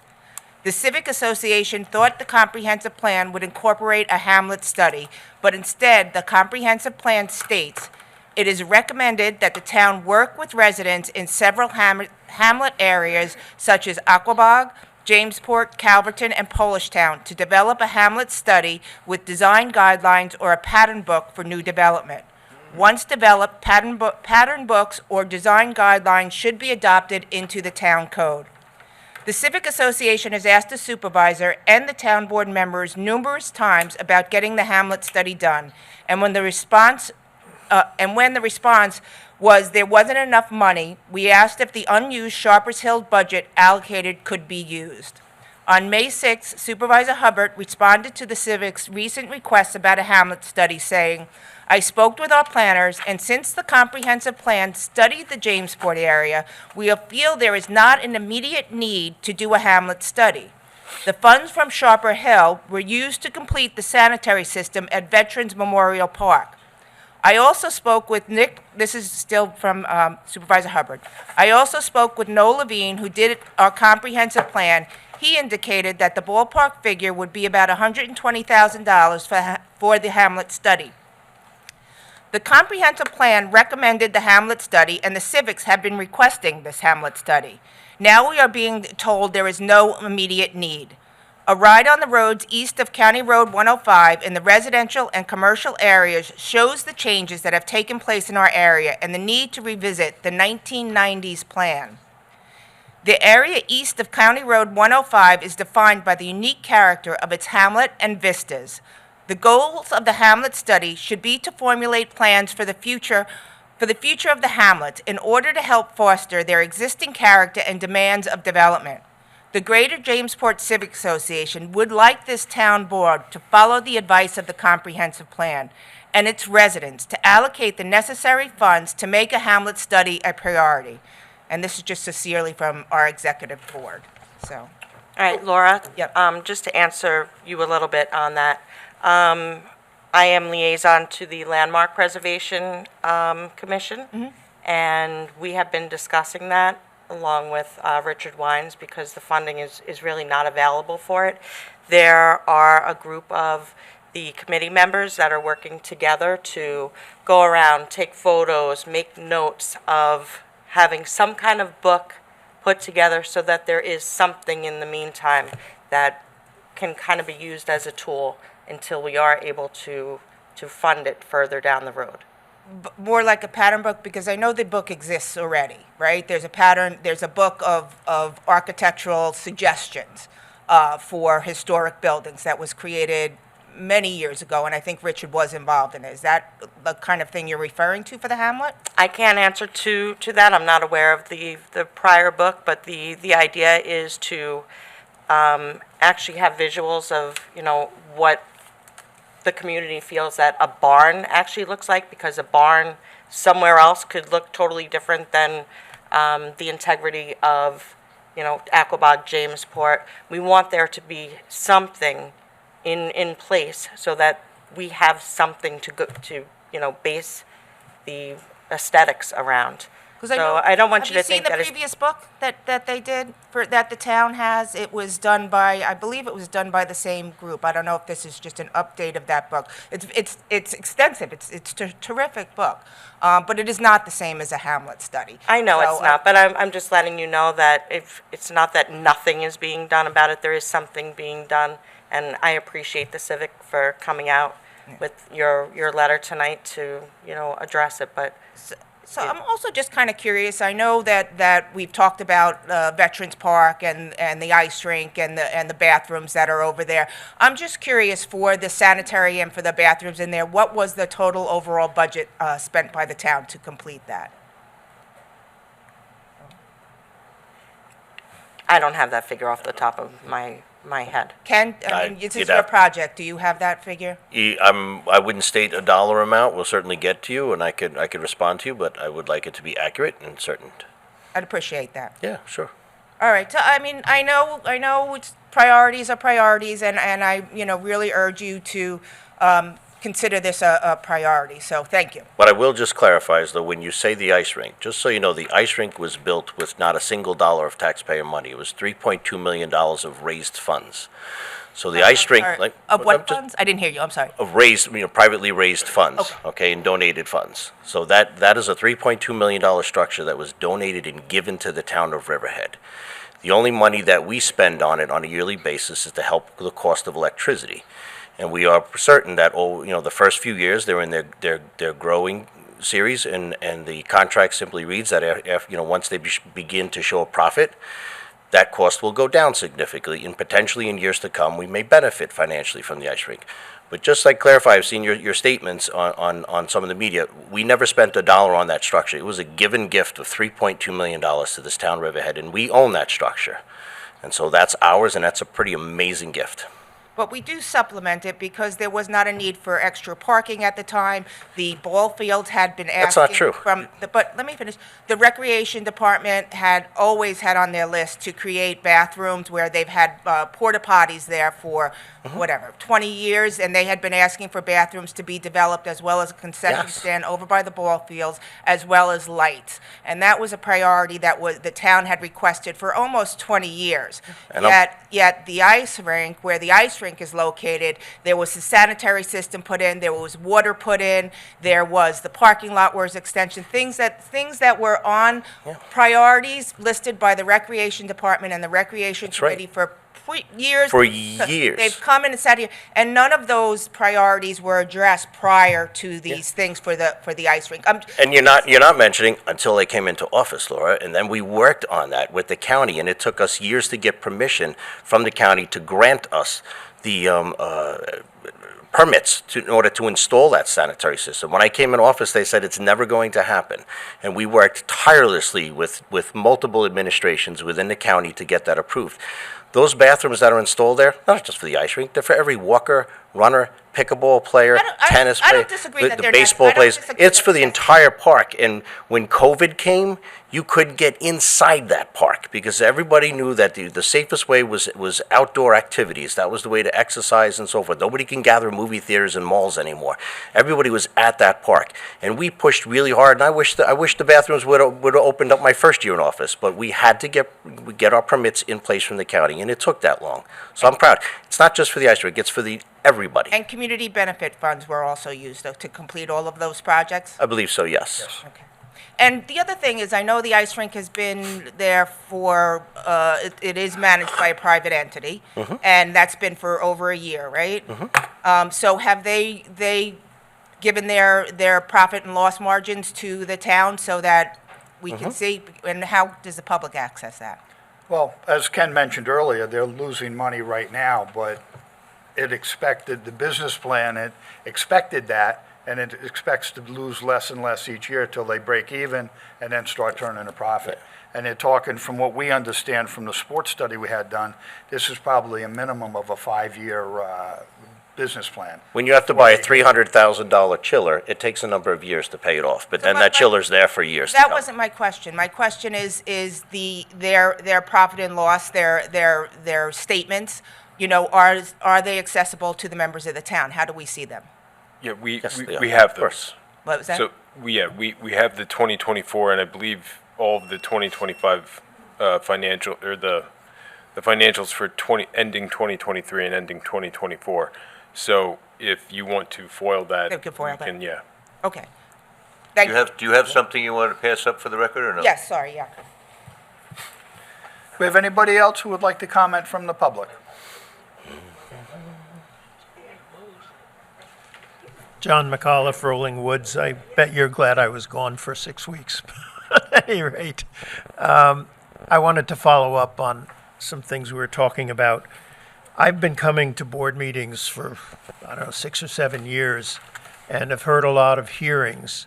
And at the end of every hearing, the supervisor announced that the record would remain open for, a week, 10 days, whatever it was. And it was done so regularly, I thought either that was a legal requirement or a convention that was simply built into the nature of hearings. So I was a little startled, as I said before, that all of a sudden the record was not going to remain open on the eminent domain question. You said, well, Mr. Eisler is the town attorney. Well, Mr. Eisler was also the town attorney for EPCAL. And I'm not sure that the town got its interests represented. I don't know if its interests were represented in this instance. Finally, the contributions question. We heard about the $1,000 requirement. I think that that's not all that matters. I presume that nobody did receive a contribution from either source about Scott's Point or about the Petroselli project that reached $1,000 level, but I think getting as a normal course of events a record of what is on the table in terms of contributions related to an item coming before the board would be a very helpful public service, and that you could make it available. You're correct, it is available if you can dig down deeply enough into the county records, but then you have to know destinations and you have to know who might have an interest when it isn't obvious by the name of the donor or by a corporate name. So that I think it would be very helpful to the whole procedure of transparency if, just as the normal course of things, either you or the News Review or the local simply published related to every significant financially relevant piece of legislation what is been donated by people who have an interest in the action. You know what? I'm getting fed up to hearing this over and over again. I'm actually insulted because there have been articles that have been out by Riverhead Local that tell everybody exactly what everybody has received in terms of donations. I have not received a donation from Joe Petroselli or anybody over at Scott's Point. I am here for the people of this town, and I'm working very hard for each and every one of you.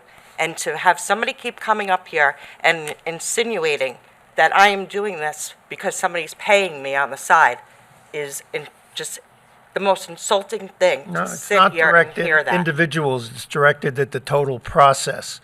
I mean, there's not just money that goes to individuals, but money that goes to county committees and town committees and affects the general atmosphere. There is a sense, and also the reports you're talking about are done maybe once every cycle. There's not a regular notification related to particular pieces of legislation. Well, it sounds like, John, you need to address the state regarding the election law, because every one of us is following the election law precisely. I'm going So you're beyond the preaching to election wrong law. I'm church. going to, You should take it to the state level. no, I'm going We're not, doing exactly what we're allowed to do. You I'm try to sure make you, it like I- we're not, but I'm telling you right now, we do. all right, I don't doubt. And it's just, I it's don't just, doubt that you're meeting the legal requirements. What I'm asking for is going beyond the legal requirements that give transparency about what goes into decision-making. if we dig deep enough, maybe we'll find out who you donate to. It's perfectly visible, and I'm happy to Ah, well, answer any so questions. are we. That's the point. Technically, But I'm not sitting here. Technically, you know, Mr. McCullough, you have donated to every Republican and Democrat candidate, because when somebody makes any contribution to any candidate for the state matches those funds and pays more out to both candidates to run for office. So your taxpayer dollars are in fact being used for your state senators and state assemblymen and governors.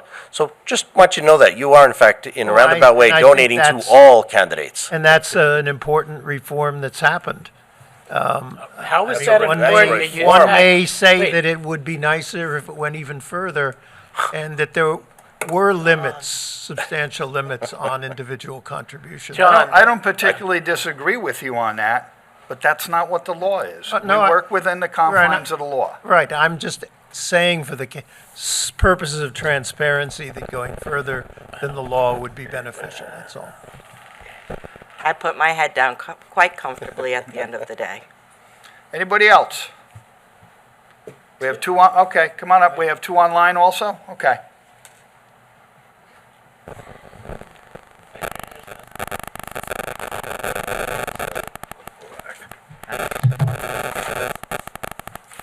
Members of the Honorable Riverhead Town Board, Name? Supervisor, council members. You state your name and have it, Yeah, well, please. I can't. I was going to do it, but I'll do it now anyway. Kevin Shea, Baiting Hollow. My name is Kevin Shea, and I'm a resident of Baiting Hollow. I appreciate this opportunity to address you today.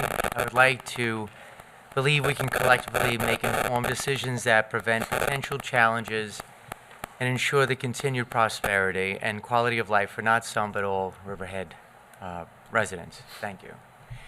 I have a disclaimer. The following arguments that I propose and the questions I propose regarding the Earth satellite project are presented for constructive criticism, which might enable you as the lead agency over the project to make additional considerations for the short-term and long-term benefit of your constituents. As you and some may be aware, I am currently running for the town council member, so my words may lead one to believe my intent may be to gain attention at your expense. I want to assure you in part, by some it may be true, but with utmost respect for your years of service trying to make a good place and a good life. My prose here is entirely void of unduly accusations or allegations in any political rhetoric. My sole intent here is to foster a focus on identifying and preventing common, repeated problems that may arise. I challenge you to consider wise and forward-thinking choices for the benefit of Riverhead community. Sadly, I don't know you all, though I read about you in the news, so I don't know if this is on deaf ears, but you deserve this respect. So, on June 3rd, if I'm correct, the town board, the lead agency for the Calverton Satellite Earth Station, is expected to vote on a resolution on a special permit to continue construction for this project for in-range communication on behalf of Terra Connect, made operational by a licensed contract with Starlink, a subsidiary by SpaceX owned by Elon Musk. I mentioned that one fast and recently, and we'll turn to this, but not today. My focus today and tonight will be on on upholding our town code. You know this part, and I'm just saying this part for the benefit of others that may not be aware. According to your planning department staffing report, the developer began constructing, the developer of the Earth Satellite project, started building this project located at EPCAL in Calverton within the planned industrial park zone use district. This project was started without a building permit issued by the planning board nor the town board.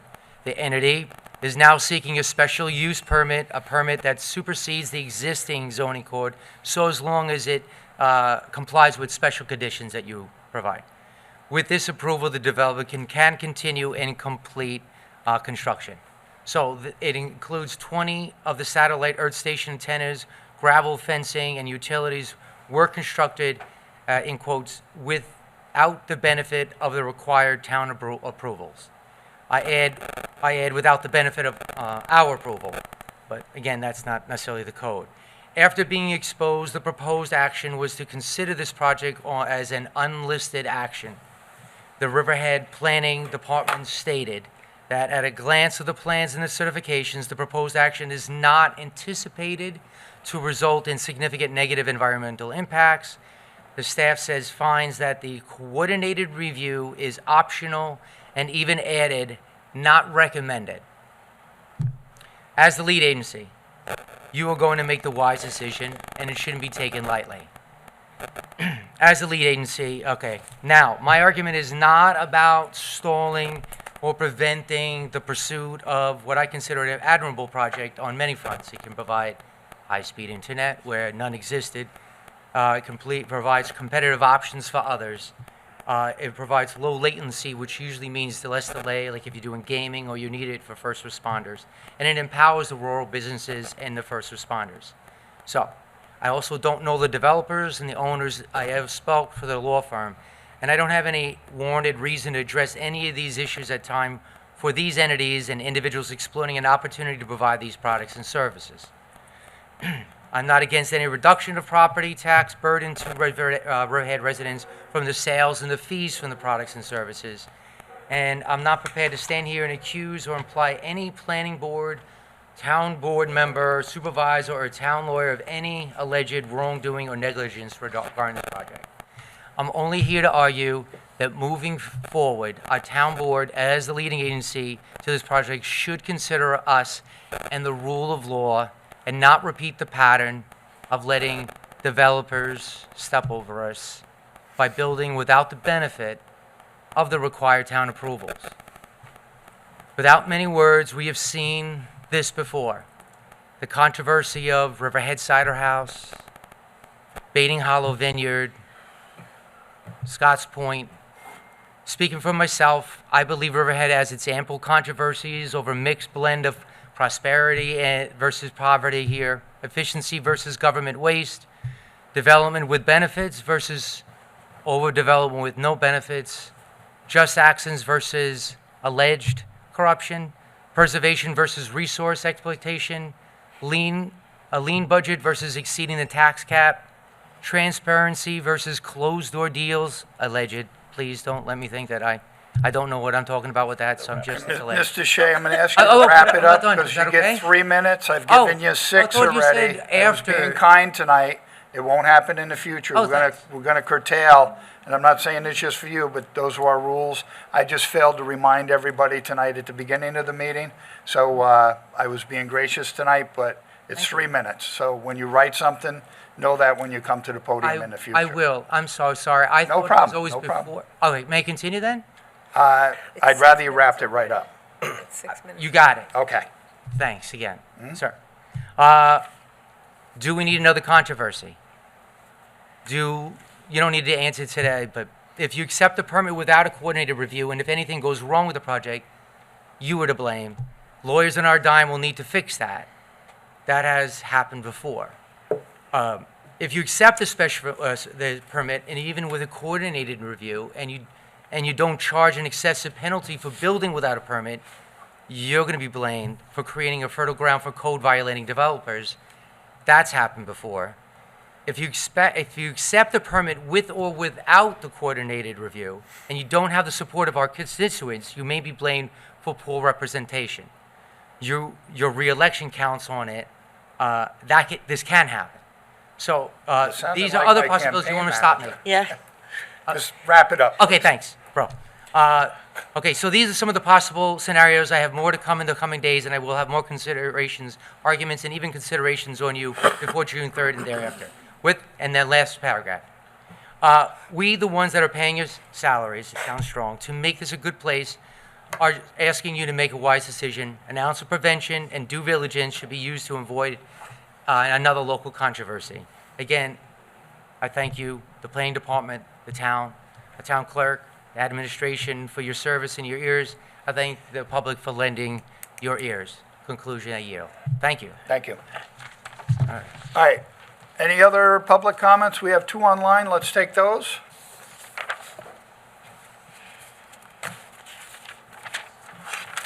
He reads well. Thank you, Ron Hariri again. Just to correct Mr. Hubbard's misstatements, I'd like to refer to an article in Riverhead Local. And thank you, Alec Lewis. I actually have a wonderful picture of your well-coiffed head. And it's from April 22 when Mr. Petroselli was selected as a master developer with no vetting, no evidence of his financial ability. Alec wrote, Petroselli companies, and I'm quoting, have regularly contributed to the campaigns of political candidates in Riverhead, most often Republicans. In the most recent election, Petroselli companies gave money to every Republican town board candidate on the ballot and to the town Republican committee.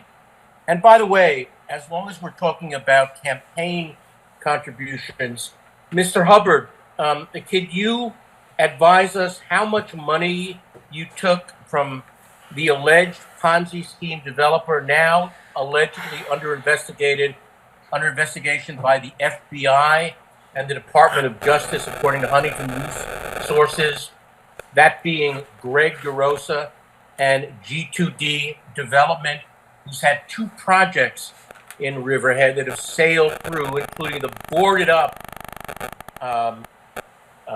entry to our town next to the library. And if Mr. Hubbard can't answer that question, maybe Mr. Howard can, because as I understand it, your wife is your father-in-law's treasurer. Well, I'm not going to speak to what my wife does or doesn't do. You've not uncovered pertinent to such a anything. smoking gun here, Mr. Hariri. It's amazing, because all of this information is public. Yeah, you can find all of this on the New York State. Nobody's hiding Board- anything. You Board love to of create a Elections website. conspiracy atmosphere, and quite honestly, it's a little bit embarrassing for yourself. I think it's going to be embarrassing for you, sir. I think you're very wrong. I'm looking forward to your indictment. Have a nice night. Oh, God. Okay, we have somebody else online besides the peanut gallery, please.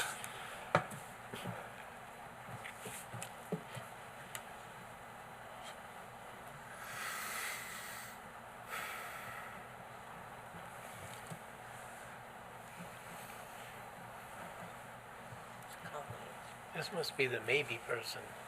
Remember you kept saying maybe. Maybe this is maybe. Is this a maybe one, Justin, or It's a real person? somebody's there? Really there. I so want to say something. Sorry, I apologize. Colleen O'Brien, Aquabog. I'm just here to speak to a few of the things that Lord John Smith had asked the boards. I'm looking at the Peconic Rink budget versus actual for 2024. I don't have the audited financials yet, but I have requested them. This is showing that, and I got to get this right because I don't want to misquote. They had a total revenue in 2024 of $1,183,343.74. Out of that, payroll expenses were $703,259.48, or 46 cents, excuse me. And then there was also paid out of this, they operated at a loss, but there was also a management fee of approximately $75,000. So it's a lot of, I guess I consider it personally as a taxpayer, a little bit of town welfare. It's frustrating to see that we're paying electric bills there. In 2024, the electric bills were $155,700. In 2025, the budget for us to pay for their electric bills is $161,617. You guys broke the cap majorly last year, and beyond that, we're doing. I understand we do it for the kids, but you also have to do and take care of the taxpayers. I mean, we gave the IDA discount rent of, what, $400 a month? We pay their utilities. They utilize our town clerk's office and our town attorney's office for their foils, and we are not compensated for that. And I'll quote what I was told the reason why. Because the town clerk's office has historically helped coordinate with the IDA and FOIL requests, and there's no requirement to be specifically authorized by the IDA to do so. But I also would assume from that comment, and Mr. Wooten can correct me if I'm wrong, that there's no compensation to the town from the IDA, like they're not compensating us for the utilities. So I guess what I'm saying to you is budget time is going to be coming really quickly, and you guys really, really have to consider the taxpayers in this town.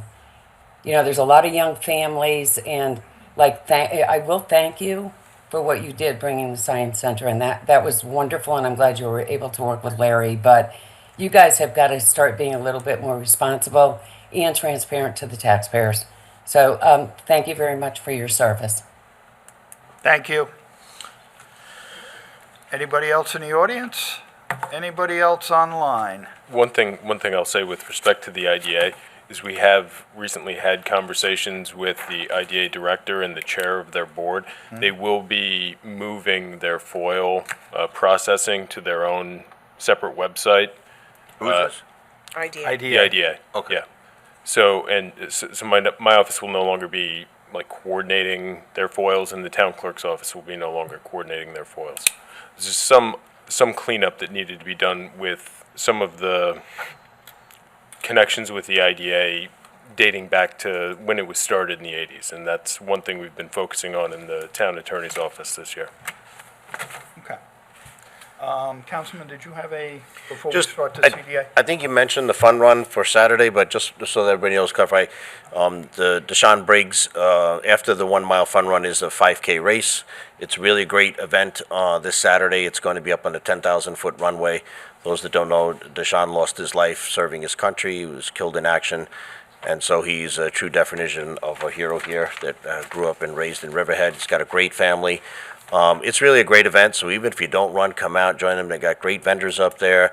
Lots of things happening, food, bagpipes, fire department draping flag, and we even have an incredible flyby set up by the military base from Gorbeski Airport. So it's just a great fun day. So please come on down and support the Deshaun Breaks Foundation.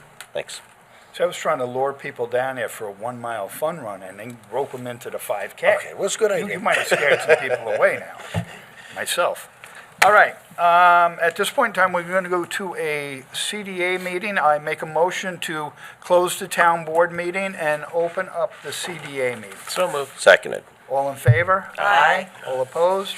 Okay, town board meeting is closed and the CDA meeting will now open.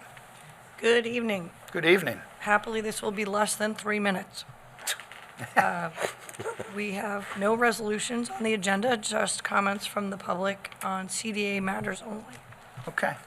We're open for comments on CDA matters only at this point in time. Anybody in the audience? Anybody online? Negative. Okay, you're very truthful in your statement. I'll make a motion. We wait 3 minutes and 1 second. Okay, so we need a motion to close the meeting. So moved. Second. Merrifield. Close, yes. Oh, we need a motion and a second. You got the motion? Yeah. So Waski, rather. Yes. Merrifield. Yes. Kern. I don't know, I'd like to kind of keep it open for a little bit. No. Yes. Rothwell. Yes. Hubbard. Yes. Okay, therefore, the meeting is closed, and hope you have a wonderful evening. Okay. Thank you. Before I say goodnight to everybody, to all the New York sports fans out there, and 4 minutes ago, the Knicks just started. So this is big news for us Knicks fans, and I know there are many around. Hockey's in the middle of their playoffs. I know we have a great hockey fan out in the audience right now, and one up here too, for that matter. Unfortunately, his Islanders aren't there, but, you know. In the meantime, everybody have a great Memorial Day weekend, and enjoy, be safe, and we'll see you next week. Supervisor, the Islanders have a first-round draft pick. Be careful with your words. Well, that's true. That's the good thing about a bad season, right?